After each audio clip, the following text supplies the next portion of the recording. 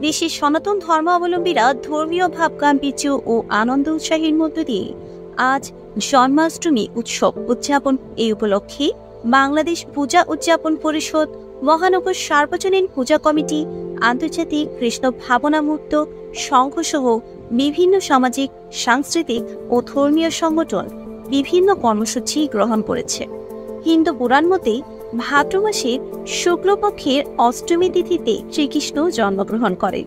সনাতন ধর্মাবলম্বীদের বিশ্বাস, পাশবিক শক্তি যখন ন্যায়, নীতি, সত্য ও সুন্দরকে গ্রাস করতে উদ্যত হয়েছিল, তখন সেই অসুর শক্তিকে দমন করে মানবজাতির কল্যাণ এবং ন্যায় নীতি প্রতিষ্ঠার জন্য মহা অবতার ভগবান শ্রীকৃষ্ণের আবির্ভাব ঘটে। দুষ্টের দমন করতে এভাবেই যুগে যুগে ভগবান মানুষের মাঝে নেমে আসেন এবং সত্য ও সুন্দরকে প্রতিষ্ঠা করেন বলেই সনাতন ধর্মাবলম্বীদের বিশ্বাস।